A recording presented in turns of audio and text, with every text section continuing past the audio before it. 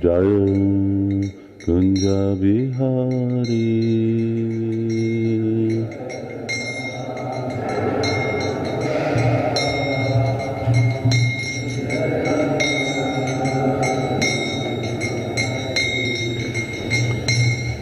Jaya Radha Madhava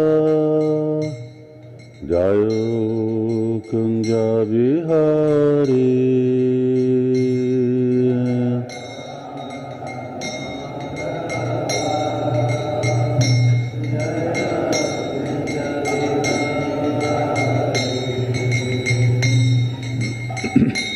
Gopi Jana Vallabha Jaya Girivanadhari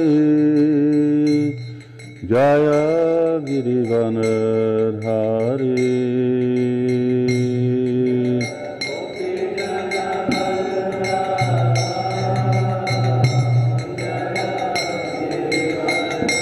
Hari Jaya Girivanadhari Jaya Gopi Jana Vallabha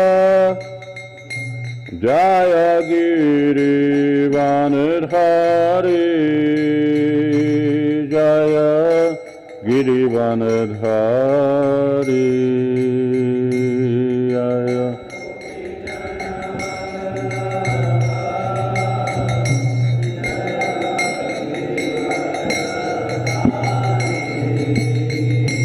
Jaya Girivanadhari Jaya Yashodanandana Jaya Brajajana Ranjana Jaya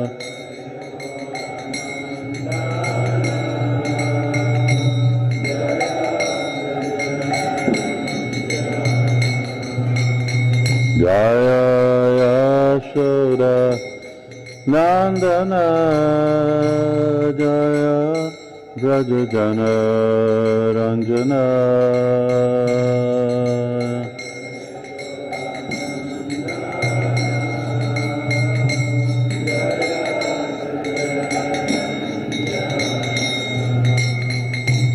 Jaya Yamunatira Vanachari Jaya Kunja Bihari Jaya Kunja Bihari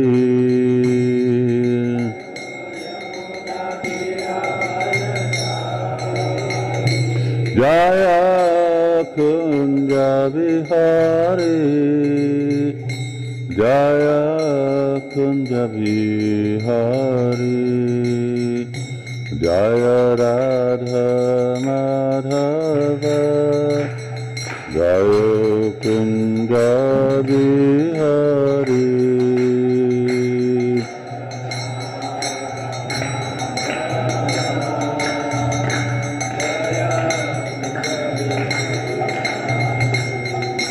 Jaya Radha Madhava Jaya Kunja Bihari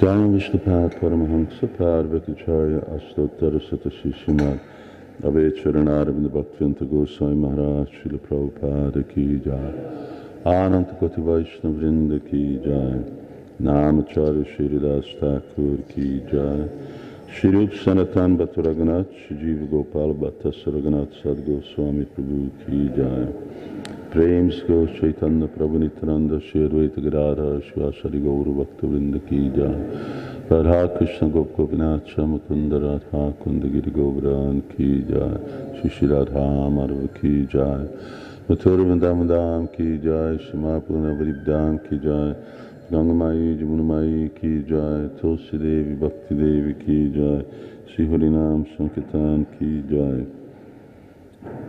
Janitai Gaura Premanandi. All glories to the Samu devotees. All glories to the Samu devotees. All glories to the Samu devotees. All glories to Sri Guru and Sri Gauranga. Hare Krishna. Om Namo Bhagavate Vasudevaya.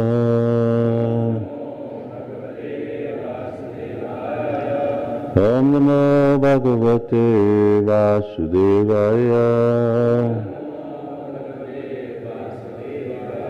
Om Namo Bhagavate Vasudevaya.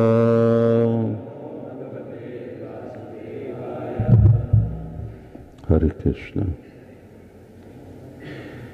I guess before starting, just want to thank all the devotees personally, Radhapada Pankaja, and others who were serving and assisting us in our service, to Srila Prabhupada and Revatinandan Prabhu and all the other leaders and managers. We gave our thanks last night as a group in GBC body. I just wanted to say the same, and if you can turn your telephones off, that would be even greater. We had a very productive meetings, and meetings are also dependent on good atmosphere, good backup, and no doubt good prasadam, wonderful prasadam. So thank you all very much, and well, I could say hopefully we can return the service at some time, but I don't know how that will happen, unless you all happen to come to Hungary, visit New Vajradam, Budapest temple. That will happen with some of our organizational development team. Maybe sometime the GBC. How many devotees were there altogether, Devaki? The GBC body and... Yeah. No, GBC members and their supporting people? 50? 58. Yeah, that we can handle comfortably in New Vajradam. Very good facilities. You just have to come at the right, well, it's the right time of year. Right now would be the right time of year. But we won't pay the bill. GBC members will have to cover their own. Prasadam is no problem, but accommodation, they would have to cover their own accommodation and travel costs. Okay, I received this verse to speak from. You see it here, this Rahuganaita Tapasa Najati verse. And of course this is Jad Bharat speaking. I think you all know the history, the story to that. And it's important in many ways, but also particularly because it's about Bharat Maharaj, after whom this whole planet is named Bharatvarsha, and now that's sort of restricted more or less to India as being Bharat, the name, at least the known name, although it actually applies to the whole world, and I think in higher regions that's how they refer to this planet. And Maharaj Bharat, having taken birth again as first as a deer and then as Jad Bharat.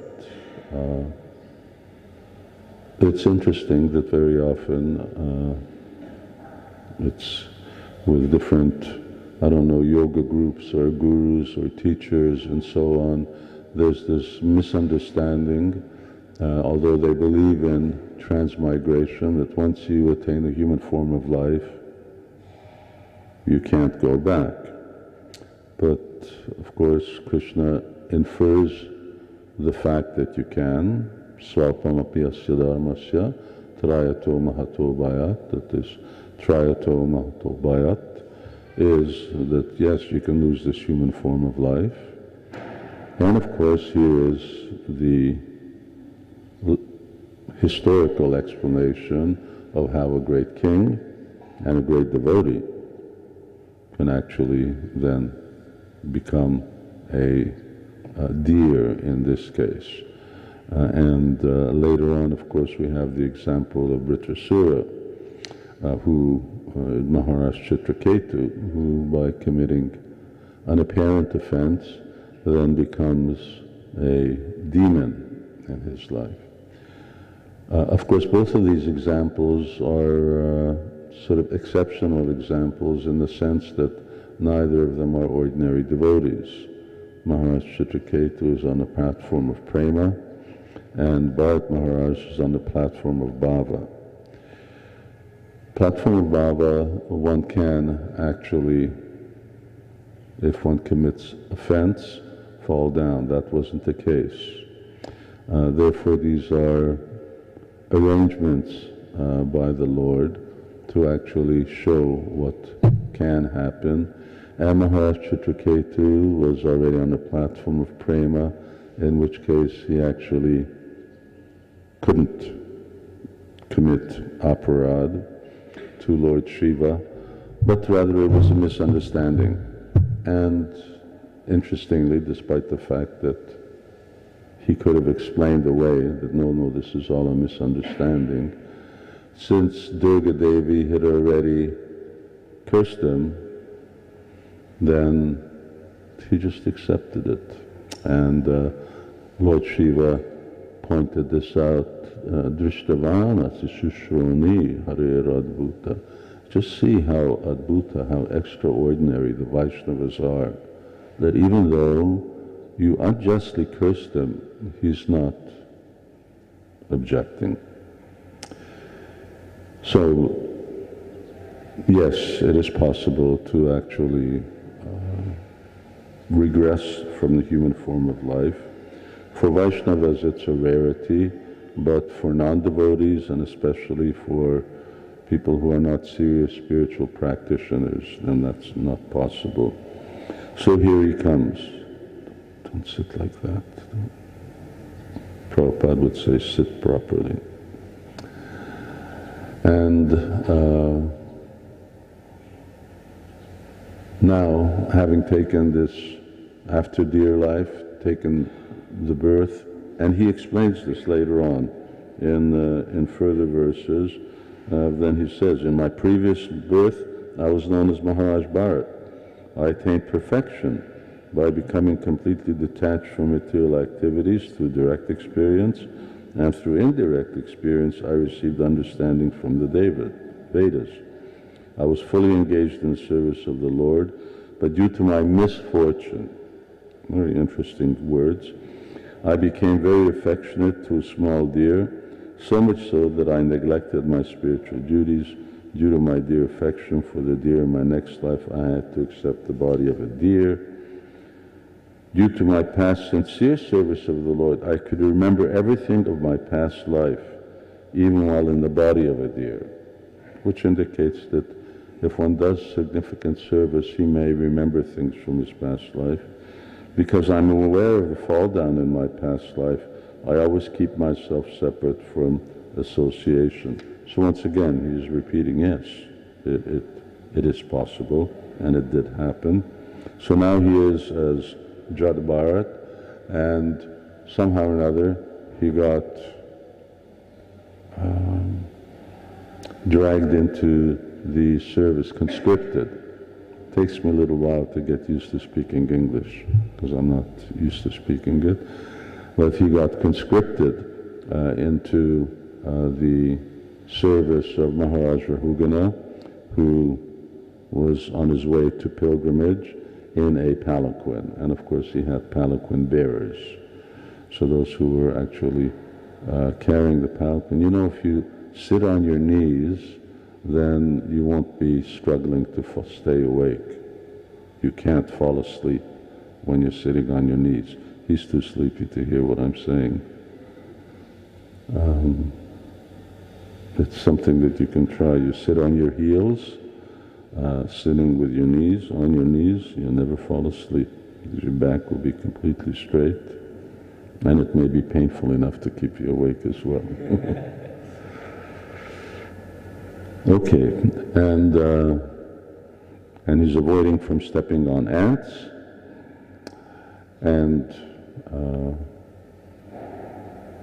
that's causing Maharaj Rahugana too much disturbance, and so he starts to chastise him.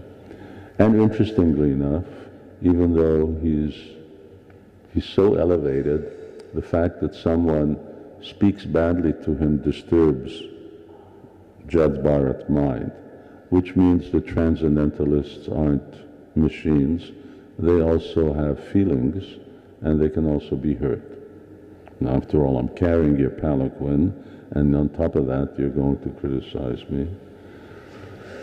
And then he starts to speak, but what he says goes right over Maharaj Rahugana's head, as we say. In other words, he can't understand what he's saying, but he recognizes one thing. He's pious enough to understand the fact that this person is not an ordinary person, but that he's very spiritually advanced. And so he asks the question, and this is what this verse is answering: how did you attain such perfection in knowledge? And can you please explain it to me, because I couldn't understand the word that you're saying. So again, Jad Bharat speaks to him, and now he's explaining to him. This verse explains or answers that question, which is not directly answered in these many words, but as you'll see in the purport, Prabhupada points out that this is the question that he's asking: how did you become so advanced? And he says this is what he explains: how did you become so advanced in knowledge? Maharaj Rahugana is not advanced enough to recognize that Jad Bharat is actually a Vaishnava. He thinks he's a Gyani. So he says, how did you get this knowledge? How did you become so realized in knowledge? Okay, let's chant the verse. Rahuganaita tapasad jati nache jaya nirvapanad grihadva nachandasa naiva jalagni surya bina mahatpadarajo vishekam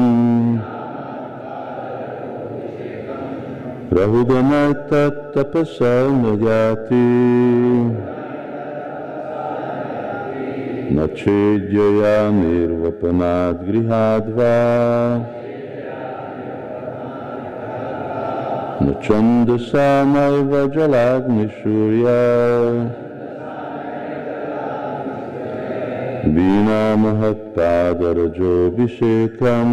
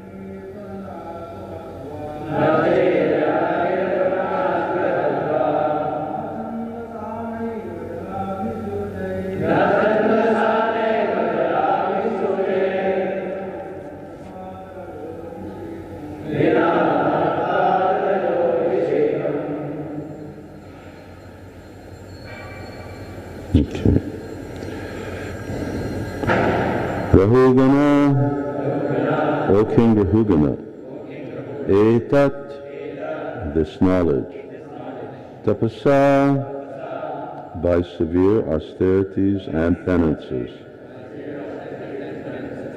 noyati, does not become revealed, na, not, cha, also, ijaya, by a great arrangement for worshipping the deity, nirvapanat, or from finishing all material duties and accepting sannyas, grihat, from ideal household life, ba, or, na, nor, chandasa, by observing celibacy or studying Vedic literature, naeva, nor, jala agni suryai, by severe austerities such as keeping oneself in water, in a burning fire, or in the scorching sun. Bina, without. Mahat, of the great devotees. Padaraja, Padaraja, the dust of the lotus feet. Abhishekam, smearing all over the body. My dear King Rahugana, unless one has the opportunity to smear his entire body with the dust from the lotus feet of great devotees, one cannot realize the absolute truth. One cannot realize the absolute truth simply by observing celibacy, brahmacharya, strictly following the rules and regulations of householder life, leaving home as a vanaprastha, accepting sannyas, or undergoing severe penances in winter by keeping oneself submerged in water, or surrounding oneself in summer by fire and the scorching heat of the sun. There are many other processes to understand the absolute truth, but the absolute truth is only real to one who has attained the mercy of a great devotee. Hare Krishna. Srila Prabhupada's purport. Actual knowledge of transcendental bliss can be bestowed upon anyone by a pure devotee. Vedeshu durlabham adurlabham atma bhakto. One cannot attain the perfection of life simply by following the directions of the Vedas. One has to approach a pure devotee. Anyabilasita shunyam jnana karmadi anavrittam. By the grace of such a devotee, one can understand the absolute truth, Krishna, and one's relationship with him. A materialistic person sometimes thinks that simply by executing pious activities and remaining at home, one can understand the absolute truth. That is denied in this verse. Nor can one understand the absolute truth simply by observing the rules and regulations of brahmacharya, celibacy. One only has to serve the pure devotee. That will help one understand the absolute truth without fail. Om Jnana Timirandasya Jnananjana Salakaya Chakshurunmilitam Jena Tasmai Shri Gurave Namaha. Jai Shri Krishna Chaitanya Prabhu Nityananda Shri Advaita Gadadhar Shivasari Gaura Bhaktivinoda. Hare Krishna Krishna Krishna Hare Hare, Hare Rama Rama Rama Hare Hare.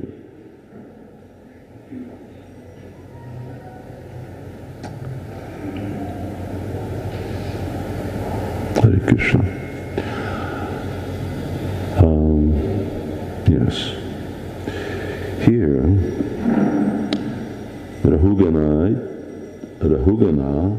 Rahugana etat. O King Rahugana etat, this knowledge. What was that knowledge? Particularly what is there in the previous verse. What then is the ultimate truth? The answer is that the non-dual knowledge is the ultimate truth. It is devoid of contamination of material qualities. It gives us liberation. It is the one without a second, all-pervading and beyond imagination. The first realization of that knowledge is Brahman. Then Paramatma, the Supersoul, is realized by the yogis who try to see him without grievance. That's interesting. Why would the yogis have a grievance? Anyway, this is the second stage of realization. Finally, the fourth stage of the same supreme knowledge is realized in the Supreme Person. All learned scholars describe the Supreme Person as Vasudeva, the cause of Brahman, Paramatma, and others. Okay, here's some remnants from Holi. It smells like a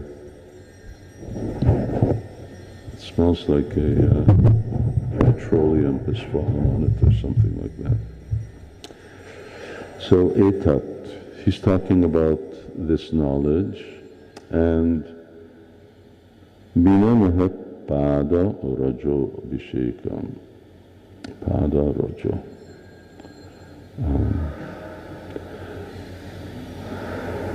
So in order to even understand or have knowledge of Brahmeti, Paramatmeti, Bhagavan, what to speak of getting the benefit of that, which here is being described as just being liberation in the previous verse, one has to have the mercy of Vaishnavas. And we'll see if we get there time-wise. But that mercy, what does the mercy of devotees mean? The mercy of Vaishnavas ultimately means bhakti. It's good sitting like that, isn't it? You're sitting on your knees. It's very... I used to do it all the time. It's a very...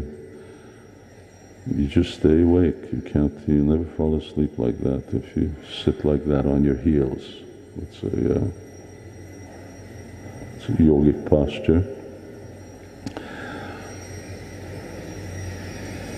Where were we? Etat, this knowledge. Yes, Brahmeti, Paramatmeti, Bhagavan. To actually have that, realize that knowledge, as Srila Prabhupada explains in that previous verse, and here, Nayati, it does not become revealed. You don't actually really have knowledge, even knowledge, of the absolute truth without bhakti. Now this is a all-pervading teaching which is there throughout both Bhagavad Gita and also Śrīmad Bhāgavatam. And a very important thing that here you can understand that whether you perfectly execute the Varnashram system, whether you perform different types of austerities, whether you're a celibate, whether you even study the Vedas, Vedeshu durlabam adurlabam atma bhakto. Still, you cannot actually understand what the absolute truth is in full unless somehow or another you have contact with bhakti. So, Gyanis do not attain liberation. Gyanis can attain liberation. Hare Krishna Maharaj, we will see you somewhere. Perhaps in Mayapur, maybe in Vrindavan. Hare Krishna. Safe travels. Gyanis can actually attain liberation, as is described in the earlier verse. They can enter into Brahman, where either they can merge into the effulgence of the Lord or merge into the body of the Lord being Lord Mahavishnu. But they cannot do it, and neither can the yogis attain Paramatma unless they're doing some kind of bhakti or some type of devotional service. So bhakti to anyaya sakya. The whole principle of Bhagavad Gita is that whatever system of yoga Krishna describes, be it karma yoga or jnana yoga or dhyana yoga, none of these actually will be able to give the result of their attainment unless those practitioners practice some degree of bhakti. So that is called, Vishwanath Chakravarti Thakur gives these different names and gradations of yoga. Bhakti Mishra Karma, as opposed to Karma Mishra Bhakti. So Bhakti Mishra Karma, Bhakti Mishra Yoga, Bhakti Mishra Gyan. When Bhakti here is mentioned first, it means it is of the lesser quantity. There is just a touch or some mixture of bhakti in that karma, gyan, yoga, then those things will give the attainments that are offered by those type of karma shastra, jnana shastra, yoga shastra. They can attain that perfection. But otherwise, without bhakti, nothing can actually award any particular type of perfection. And of course, ultimately, all of those perfections are temporary. They will not, ultimately they will lose those. So aruya krichena paramparampata, even if you attain that Brahmajyoti, then you will fall down. Or if you've attained the heavenly planets, then from there, Krishna says, then also you will come down.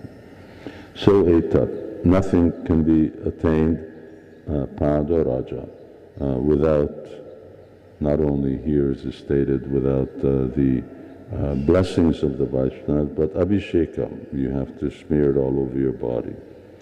So the whole idea here is, what does it actually mean, pada raja?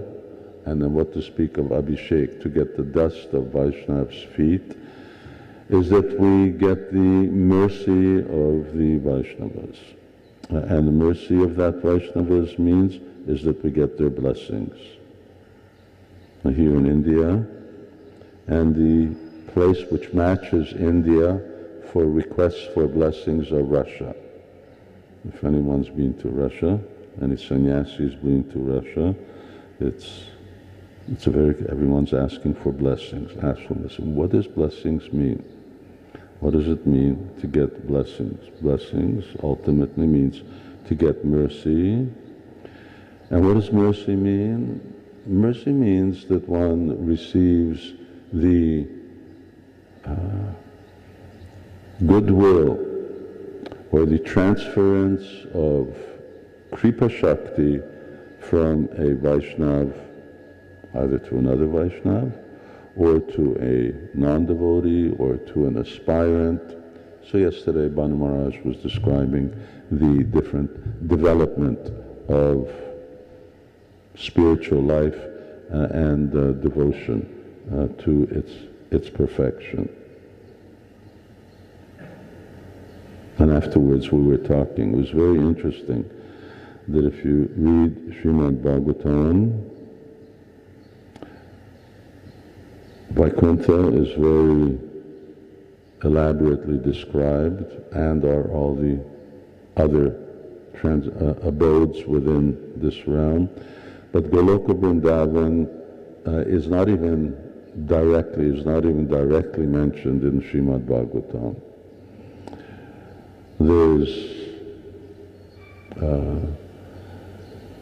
There's a hint of it in terms of Goloka, but not Braj, not Vrindavan, when the Brijbasis actually come to Akruragat and they get darshan But what darshan they're getting is not particularly Braj. They're getting darshan of the opulent Vrindavan, of the spiritual world. And that's why the whole paradigm arises in Uttara, Parikshit Maharaj's mother, when she asks that here the good portion of the 10th canto is about the residents of Vrindavan. How I can't understand how these devotees who have this extraordinary love, how can they attain the same place as Vaikuntha? Anyway, it's a different topic. But there, she says, there must be a different abode. There must be a abode that's suitable for those devotees. So please allay my lack of understanding and answer my question. And that's what the second part of Brihad Bhagavatamrita is about, what that place is, Goloka Vrindavan, Braj per se. So, to receive the mercy of Vaishnavas means to receive a transference of that blessing, that Bhakti Shakti, or Kripa Shakti. Because ultimately it is Krishna's Kripa, or Krishna's mercy, that enables one to practice devotional service. Bhakti is a manifestation of Krishna's mercy, or at least the attainment of Bhakti, and that Bhakti Shakti that is there in devotees, or devotees have the privilege or the opportunity to give that. Now that little book, that Madhurya Kadimini, describes how devotees, Vaishnavas, especially Madhyam Adhikaris, have the opportunity to bless or to give devotional service, even independent of Krishna, and they make the distinction. Bhaktivinoda Thakur he elaborates on Jiva Goswami's statement, you can't give what you don't have.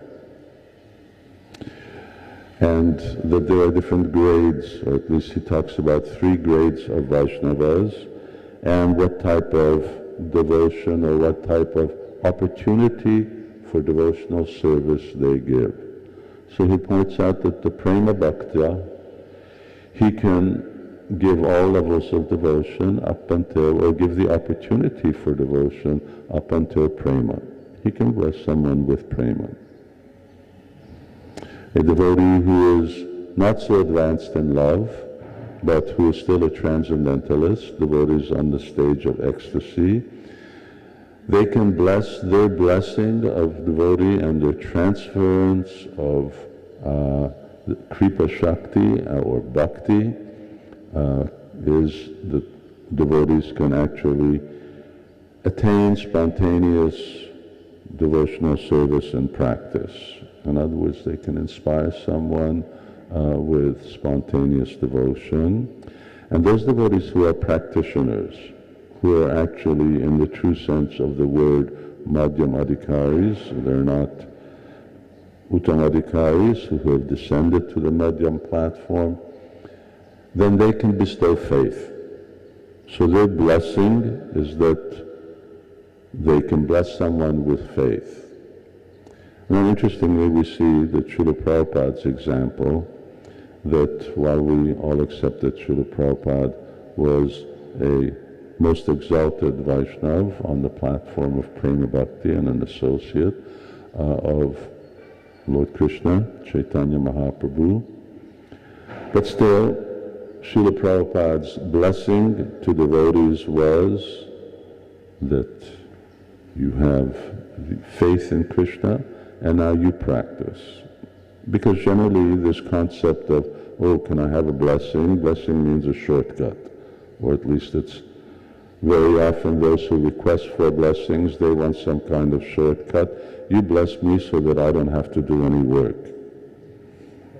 So that I don't have to make the effort. But Srila Prabhupada said, I'm very pleased when I see you making effort to practice Krishna consciousness, when I'm seeing you working hard for Krishna.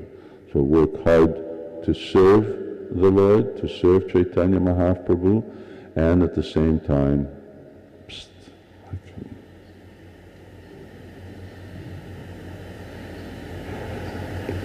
hearing can't be about trying to stay awake. You just become an owl in your next life to do that. You have to be awake.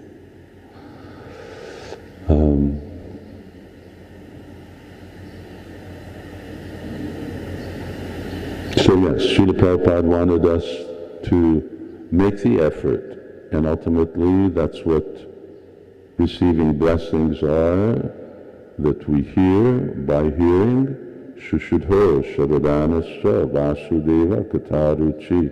One acquires faith, and now that you have faith and you have knowledge of the process of bhakti, then you take it from there. That's what Krishna consciousness is. Otherwise, this idea that someone is I'm going to get electrified and all of a sudden everything happens, it's not a practical way of spreading Krishna consciousness, even if great transcendentalists can do it, because for the most part, other Vaishnavas will not be transcendentalists, but they can give transcendental knowledge by which others can acquire faith. And as Bhanu Maharaj yesterday explained, that once you have faith, then you're on the path and you can start moving forward. And Vedanta Sutra also makes this statement, that quotes later on, Vishen Anuragascha. Now, Anurag is a real sort of confidential type of mercy. Anugraha, excuse me, not Anurag, Anugraha. Anugraham or Bhaktanam, Krishna says that later on. So that one requires Vishesha, one requires a special type of Anugraha. And here, that type of special type of Anugraha is there, that Pada, Raja, Abhisheka, that if one has a very close connection means that one really has to take advantage of association, and taking advantage of association really depends on how one can hear. Now earlier on in the Bhāgavatam, in the 3rd canto, Kapila Dev described different types of devotional service, and Srila Prabhupada there elaborated on different types of hearing. So to actually really hear with faith and to inquire, which Krishna places great emphasis on. So upadikshanti te jnanam jnaninas tattva darshana. Yes, you need to approach upadikshanti te and hear very carefully. This process of hearing ultimately is what our whole Bhagavad Marg is based on. It's hearing Śrīmad Bhāgavatam from the person Bhagavat, and to hear with faith, and to hear attentively, as the beginning of the Bhāgavatam states. So what does it say?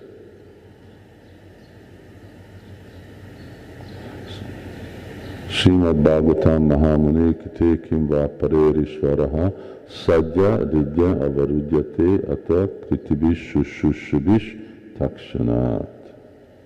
That just by attentively hearing, then the knots in the heart, and one becomes freed from the influence of the modes of material nature. Shushushubish Takshanat. Shushudho Shadadanascha. So, being versed in the art of hearing from Vaishnavas, because this is not something that you can do, Padaraja, to get the dust of Vaishnavas. Chaitanya Mahaprabhu didn't like that his associates would take the dust of his feet, or would take the water that has washed his lotus feet. Vaishnavas don't like to do such things, don't like to be approached for such things. Therefore, really, although certainly if one can actually get that, then he's very fortunate. Why? Because that Pada Raja, it does have a potency. And it has a potency. Once again, you can't give what you don't have. It has potency according to the potency of the Vaishnava, from whose one attained that. And it has potency to do what? Once again, to inspire bhakti. And I don't have much time, but I'll just conclude with elaborating a little on what actually bhakti is.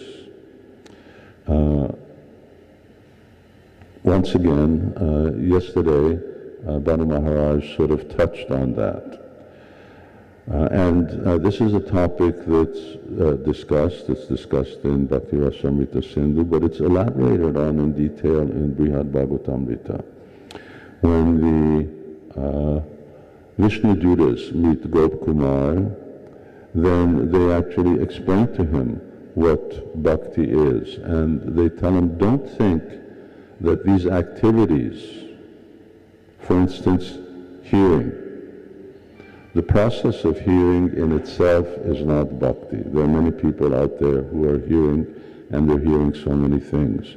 In other words, the physical activity of transmitting the sound to the ear is not what devotion is. We're making an offering to the deities. There's so many people who are cooking. That cooking is not devotion. The physical activity of doing something, even the physical activity of chanting Hare Krishna, does not in itself constitute bhakti. There are many people out there who can chant Hare Krishna. There's many people who come before the deity and see the deity, and that may not constitute bhakti. So what is actually bhakti? Ultimately, bhakti is Bhakti Shakti. It is Krishna's coming in contact with the potency of devotional service, which in itself is the Shakti or the Kripa Shakti of Krishna. And acquiring this transcendental Kripa Shakti is what a blessing means, or what Pada Raja Abhishekam means. Becoming imbued with this mercy of Krishna, Krishna's Kripa Shakti. When that Prabhupada would use the word spiritualized. As you become spiritualized, as one becomes influenced by this transcendental potency of the Lord, which comes through the devotees. It comes by the mercy of a devotee. A devotee has bhakti. What is that bhakti? Bhakti is the devotion within the heart, the love that one has for Krishna, that love which itself is a product of Krishna's mercy. It can only be had by Krishna's mercy. It is that transcendental energizing of a devotee, the spiritualizing of the activity of speaking, of hearing, of cooking, of doing so many things, making flower gardens. Maybe so many people in Kanpur who are making flower garlands at the present. They're not doing devotional service. When they do it with the idea that I'm doing this for Krishna, then that then becomes spiritualized, devotional service. And where did they get that intent, or that intent in the heart, that desire to do that bhakti and that degree of devotion, that then actually spiritualized the activity of making a garland. Otherwise, the activity of making a garland in itself is not devotional service, but rather it's the spiritual potency which infuses that, which somehow or another has to be acquired again from a devotee. So it's like electricity. Devotees have bhakti, they have acquired it from devotees, they have acquired it. Ultimately, that mercy comes from Krishna. It is Krishna's Kripa Shakti. Even though devotees may have the freedom to give it or not give it, but it's like electricity that flows in a wire, and the wire itself has no electricity. You can take a wire, because you can't see electricity, but you can take a wire and you can stick it, and some child may think, now I'll get electricity. You get no electricity. Until the electricity flows, it's not there. So similarly, until that bhakti shakti flows, the activity does not become devotion. The devotion becomes bhakti, becomes manifest when Krishna's mercy and that bhakti shakti is actually flowing, and when we have acquired that. And once having acquired it, that we need to actually really cultivate it. So Chaitanya Mahaprabhu gave the example that it is bhakti lata bij. So when we receive that bij, whoever we've received that bij from, and we cultivate that bij. Or the other example is that it is like a spark. You receive a spark and you fan it, and it starts to grow, and as that flame grows, you have to feed it in order to make it bigger and bigger and bigger. So ultimately this is the answer that Maharaj Rahugana is getting from Jada Bharat. He says, this knowledge and the practical application of this knowledge, neti, neti, neti, you can't get it through any of these other ways, but eti. It's only by this thing. It's only by bhakti, which is acquired from Vaishnavas, from devotees. If, as Srila Prabhupada here has said, one who has attained the mercy of a great devotee, it's best to get it from a great devotee, but if one can get it from any devotee, then whatever devotee one can actually receive devotional service from, then one should take advantage of that. So once again here Srila Prabhupada translates, my dear King Rahugana, unless one has the opportunity to smear his entire body, and of course this, for me, at least the message of this Raja Abhisheka means humility, because you don't smear dust of anyone's feet over your body unless you're humble. And it indicates the mood that one is required in order to actually get that mercy, that someone will actually give that mercy. Smear his entire body with the dust of the lotus feet of great devotees, one cannot realize the absolute truth.